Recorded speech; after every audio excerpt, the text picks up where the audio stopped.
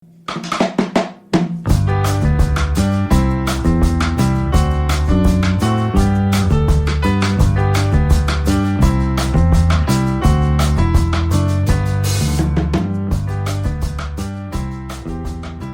to Voices in Value-Based Care. I'm Matt Fusan. Thanks for tuning in. The movement of value-based care is revolutionizing how healthcare providers get reimbursed for delivery of care. On this program, we explore stories from the field about how real organizations are dealing with this change. You can follow the show on Twitter at #VoicesInVBC and follow Azara Healthcare on Twitter at Azara Drives, which is Azara DRVS. On the program today, I'm talking with Dr. Gordon Chen, Chief Medical Officer of ChenMed. Welcome to the show. It's great to have you. Thanks for having me, Matt. Happy to be on. Thank you. We're super interested to hear about ChenMed and everything you guys are working on. But could you tell us a little bit, and this will be a little different introduction of yourself, but also of ChenMed. It's a family business that started a while ago. The origin story, I guess, as people say now, the origin story is quite interesting. If you could tell us a little bit about that. Absolutely. ChenMed is unique in two ways. First, unlike healthcare organizations that are really birthed out of private equity or venture capital, and they're created to generate a return, ChenMed was birthed out of suffering. And I'll tell you what I mean. Our mission is to help seniors in poor, forgotten, impoverished communities avoid the suffering that we, as a family full of doctors, had to endure. And it started when a CT scan revealed a 5-centimeter golf ball sized mass behind my dad's nose. I mean, you can imagine, right? The doctor had said he had an incurable carcinoma and less than 2 months to live. And he was only 54 years old. And you can imagine, as a family, that we're coming to grips with this diagnosis and struggling to just really make his remaining days count. And we realized that, despite all of our medical training and connections in the field of, and knowledge of the healthcare system, we devoted our lives to healthcare, and we felt like the system was really working against us. Dad was at the mercy of a broken system that it burnt out doctors, it incentivized sick care, and we really felt helpless and vulnerable. And it really hit us. We knew that seniors across America with far less than us would not have survived a similar situation. I mean, it was difficult for us to imagine, and even difficult for us to live through, but then imagining seniors suffering through that. So my dad got a second opinion. That the initial diagnosis was wrong, and through God's mercy and grace, he survived. But really, the experience ignited a passion for making healthcare right for all the people it's supposed to be serving. And so ChenMed starts with this mission. And, it doesn't make us a not-for-profit. ChenMed is a for-profit enterprise with strong business principles and strong earnings, but our earnings then allow us to multiply our impact and transform care for the neediest populations. And so we apply that passion and that desire for making healthcare right, and we invest in needy communities across America. It's a great story, and I think anybody that's had family members with some major health challenges can relate to, right? It's crazy how the system works and to try to navigate it and what level of kind of expertise you need to do that even semi-effectively. How long has ChenMed been in business as an organization? We've been around over 30 years, and we've been practicing in this full risk value-based care model for that time as well. As you know, there are big differences between a full risk value-based care model and fee for service. And our model really focuses on these trusting relationships between doctors and patients. And that trust allows us to invest in their health upfront. So rather than patients waiting until things get bad enough that they need to go to the emergency room, that trust draws them in earlier. They pick up the phone, they call our doctors, or they're coming in to see us proactively, and we can help them to avoid ER visits and hospitalizations. And that's what's led to us cutting hospitalization rates 30 to 50%. We believe we're helping our patients live about 5 years longer. And we've had a lot of publications out as well. The latest one in the American Journal of Preventive Cardiology, was a study that showed how our high touch model reduced mortality, for COVID patients by up to 40%. And I think it's not complicated. The message is if you invest in prevention, invest in relationships, patients are healthy and they're happy as a result. And that kind of goes into, one of the things we're talking about, and you've been doing this over that 30 years, and we've seen change over that 30 years clearly, right? Some fits and starts. And, one of the big ones that, as we talk more about value-based care in general, people that are of a certain age instantly go back to HMO and how horrible HMO was, right? For rightful reasons. But the model that you're talking about ChenMed has done, do you see more of that taking hold in healthcare as we move forward? What do you think we're going to see more from a change going forward? Not necessarily how you operate, but the rest of the healthcare world around you. Matt, I believe healthcare will continue to move away from fee-for-service and towards value-based care. And I think COVID-19 has really sped up the timeline on that. Fee-for-service would have eventually collapsed under its own weight anyways. It's just not sustainable. I mean, it's a system that thrives on billing for sick care and rewarding, maximizing elective procedures. It's just not sustainable, right? We all know that. But COVID-19 took a magnifying glass to fee-for-service, and really the whole world saw what happens when people stopped going to the doctor and hospitals had to cancel all their elective procedures. Like, they were struggling to really survive. And medical practices and hospitals hemorrhaged money, and people understood that fee-for-service primary care groups just couldn't make it, right? And so it started creating more and more interest into value-based care. And you see these risk-based groups like ChenMed and others really just continue to not miss a beat, because the revenue stream was protected, and they continue to figure out how to get things that their patients needed despite the environment, despite the circumstances. And so it really thrived under this crisis. And I think people could see that. You can see the boom in a shift towards value-based care, and it's just continuing. And we're going to come back around a little bit later and talk more about the specifics of the things that ChenMed did during, COVID. And I should say, unfortunately, I said that almost like it was past tense, right? As you continue to do during COVID. But before we get there, when we were talking in prep for the podcast, right, there was a lot about the investment in training that ChenMed does to develop your clinicians and your business leaders in a way that's different than traditional healthcare. Tell us more about that, because I think that's going to be a critical component for everybody's change, right? It's not just how dollars and cents are moved back and forth. We're going to have to teach people to operate differently, think differently, et cetera. So if you could share more on that, I think it'd be great. Well, training and development are critical for us. As a risk-based, value-based care organization, it's so different than fee-for-service that we invest more in training and development for not only our doctors, but our leaders and our staff than any other organization out there. And we have to. In fee-for-service, it comes all back to kind of, rewarding doctors and systems for transactions, right? So it's very transactional. Medical school also, prepares them for a fee-for-service system, residency as well. It prepares them for transactions. And so doctors really are not equipped to practice and lead in value-based care. And so we had to create programs to prepare them, right? We have black belt training for our clinicians, and that is 7 stages, about a year-long program that helps normal PCP transition into an outcomes-based, value-based champion. And this type of training is very unique, right? Because it teaches doctors not only how to lead themselves, how to lead others, but how to influence patients to change their behaviors. And that's what generates the great outcomes.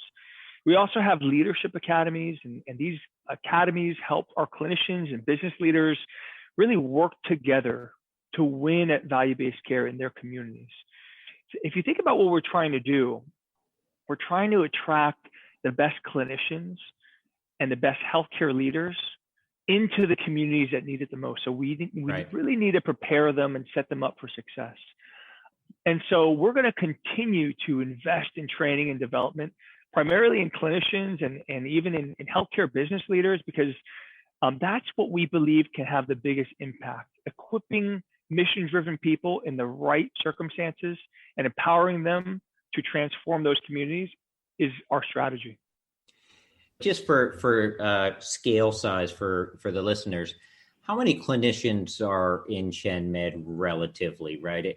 Just for everybody that's listening, it's not 20, right? You've implemented this on a big scale.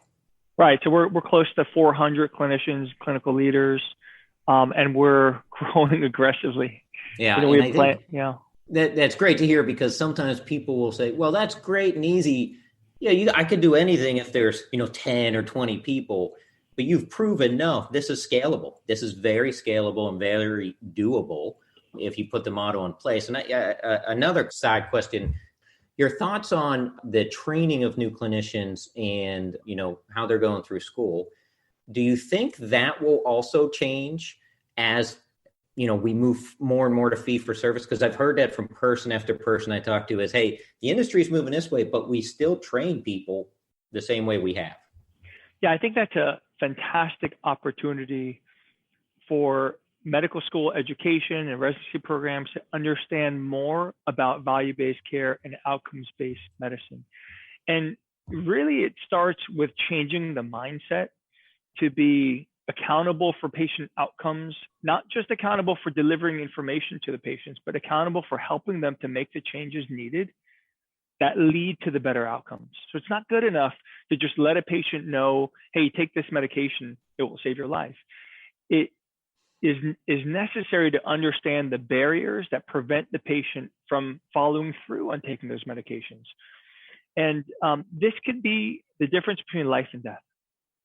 Right. We're getting close to, and by the time people will hear this, we'll be full on into a year of full COVID reality, right?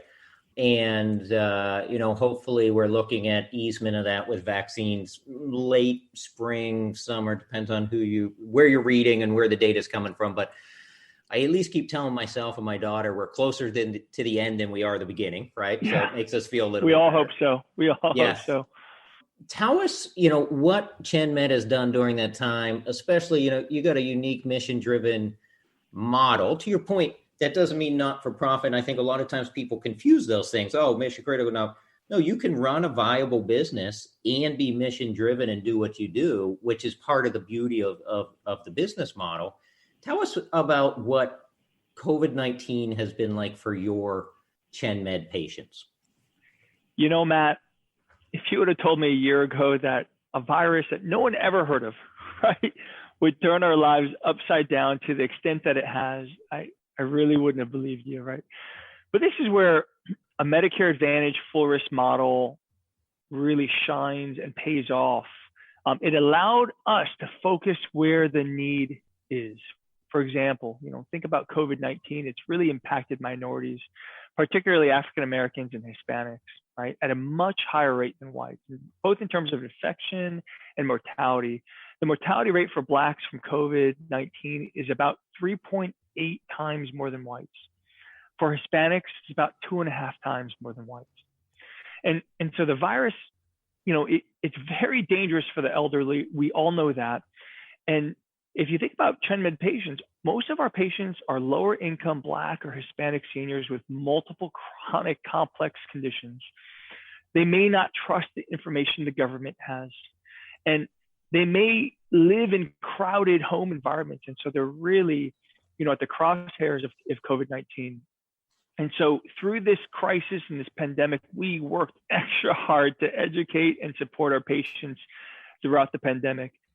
So we went to over 90% virtual care in less than a week. And we're able to continue connecting with our patients, helping them with their medications, helping them understand how to protect themselves. We wanted to be, and we were, that trusted voice for our patients.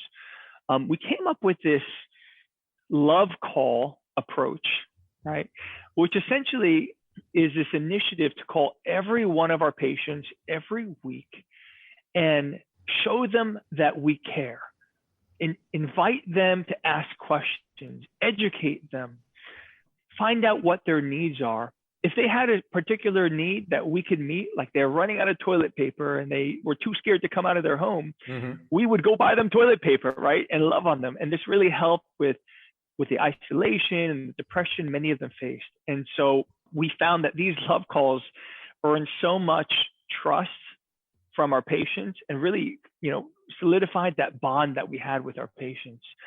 These calls also, we believe, significantly decreased our transmission rates, right? If you think about what the communities and the patients that we're serving, the mortality and the transmission should have been much higher than it was. And we believe that we've saved thousands of lives because of our approach, our love calls, and helping the most vulnerable patients in the most vulnerable communities survive through this pandemic. And there's still work to be done for sure. Right. We're shifting our focus to vaccines now, right? And so now it's how do you overcome not only getting patients the vaccine, but educating them that the vaccine is the right way to go, because many of them just quite simply don't trust the vaccines. And so we're trying to overcome again that broken trust that patients have had with either government or et cetera, and overcome it for the best interest of our patients. You gave a stat earlier on when we started. Could you repeat that since we're into the COVID? I think it was around 30-40% better with mortality rate with your patients? So we published a study that our high touch model can actually, when you compare patients that don't have our model to our patients in our model, if they get COVID, they have 40% chance of better survival, so lower mortality. And that just goes to show you when you can really have a very proactive approach, when you can educate patients and how to decrease not only the rates of transmission, but what to do and how to monitor their symptoms, when they have COVID. Right. That can make a big impact in helping patients survive and make it out through this crisis. And, one of the things that is, as I've told you, I'll tell my listeners, I've been a fan of ChenMed for a while from the outside looking in, right? I don't have any direct interactions, but just studying the industry and learning in different books. And, it continues, and that's another number that continues to prove you can take the population that people say is the hardest to do something with in a cost-efficient manner, right? You can do it that way. You can have limited disruption to your own employee base when something like this happens, and you can have clearly better outcomes, right? It just goes to show that it is possible. It is possible. Yes. And again, it's not one location, one office with a handful of people. It is at scale. And I know you guys continue to grow. Tell us a little bit about where you see ChenMed in the future and your growth plans. And just before we started to tell everybody, we were talking about Texas, and right now they're having some horrible weather down there. But tell us some more about where ChenMed's going and your vision for the future. So Matt, our model works.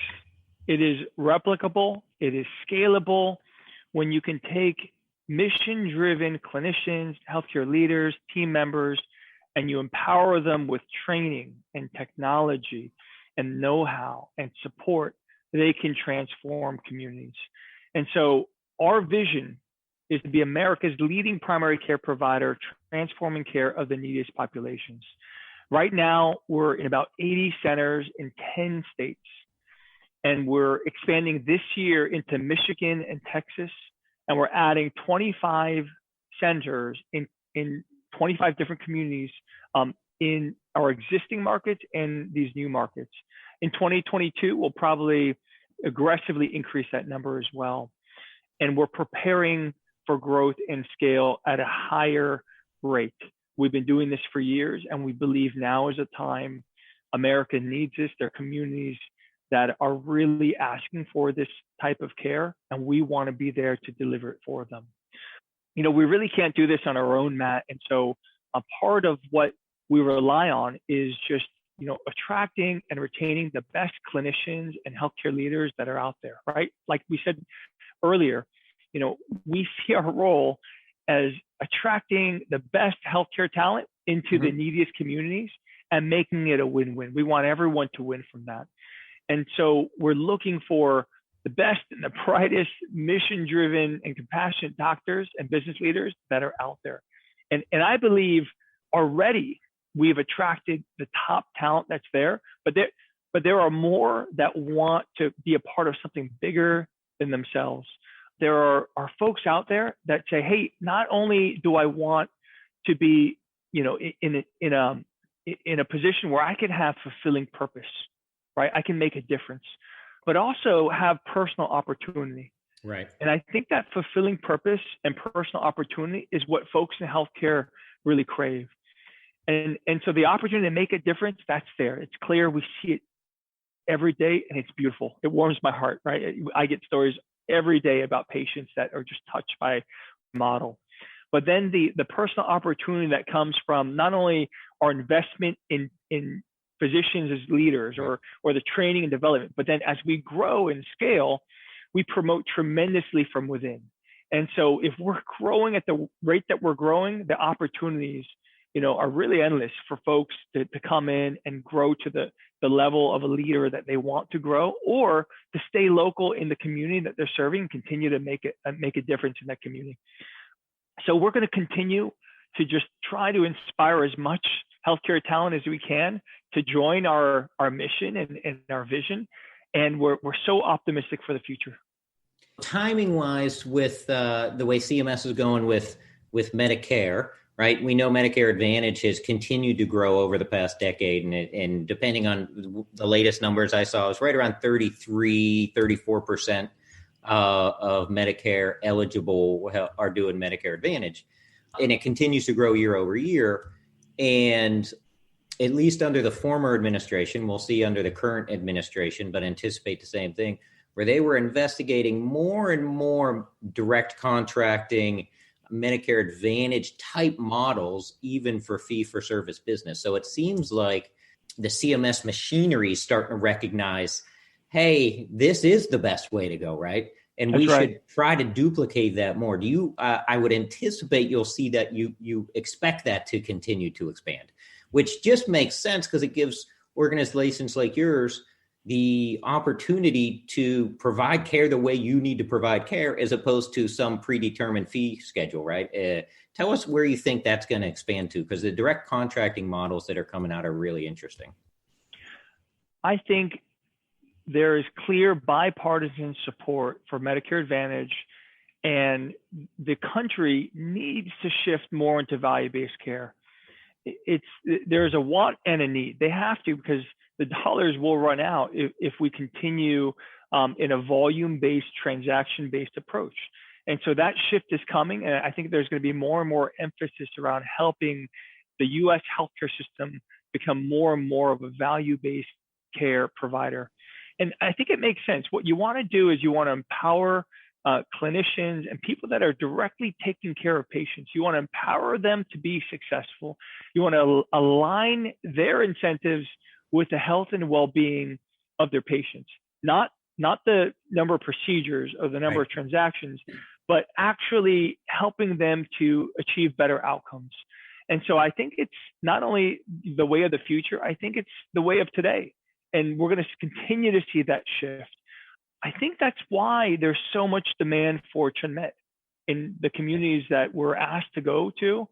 And so we are working hard to improve our infrastructure, our systems, our technology to meet that demand. The demand is tremendous out there. And we'll continue to see more and more of that. As we were prepping and I had a chance to take a look at it, but I want to give you a chance to talk a little bit about it, because just a wonderful accomplishment. Fortune magazine puts out a Change the World list every year. And in 2020, ChenMed was on it, and not only on it, but the only healthcare organization on it. So one, congratulations on that. And tell us a little bit more about that. We are so humbled, and quite frankly, we were surprised to be on that list, right? You have organizations like Walmart, Microsoft, Zoom, Alphabet, right? You have all these huge organizations on that list, and then you have ChenMed. And so we were kind of scratching our heads a bit. But really, the award is a testament to our people, right? I mentioned before, we have the most mission-driven clinicians and healthcare leaders and team members in healthcare today. And it was really validating for us to see Fortune magazine put us on that list, Change the World list. And as I thought about it, knowing the people that we have, knowing the people that we're attracting, then it made sense to me, right? We're actually able to transform care in these communities. And if we can do it in a replicable, scalable way, goodness, we're going to change the world, right? And so I really just want to give major kudos to all of our team members out there that are changing the world every day in the communities by helping each individual patient make the changes that they need so that they can live longer and live better. And, as part of the prep of this, you all shared kind of a year in review that you share internally and with some others, and super inspiring and, just really great to see the model. And I know I sound a little bit like a cheerleader on this one, but you are doing what needs to be done and proving that it can be done in a way that is sustainable and scalable and all of those things. So, to anybody out there, I highly suggest to go investigate, learn a little bit more about ChenMed and what they're doing, because it really is inspiring. And there's many different things in healthcare that are inspiring, but the fact that you can sustain this and build a scalable model to prove to the world, including the United States, that it can be done is just really inspiring. And I've great pleasure of mine to have the opportunity to speak with you for sure. Thanks so much, Matt. And, I just got to say, by God's mercy and grace, we have this opportunity to change healthcare and change how it's done in America. And we're so thankful for that. And we continue to be inspired every day by the amazing work that's happening. Thank you. Thank you so much for joining us today. And thank you all for tuning in. As always, you can learn more about the show on the programs page of healthcarenowradio.com. And lend your voice to the conversation on Twitter at #VoicesInVBC. And be sure to follow Azara Healthcare on Twitter at Azara DRVS. I'm Matt Fusan. You can always catch up with me on LinkedIn, bringing you voices in value-based care you should hear. Until next time, have a great week.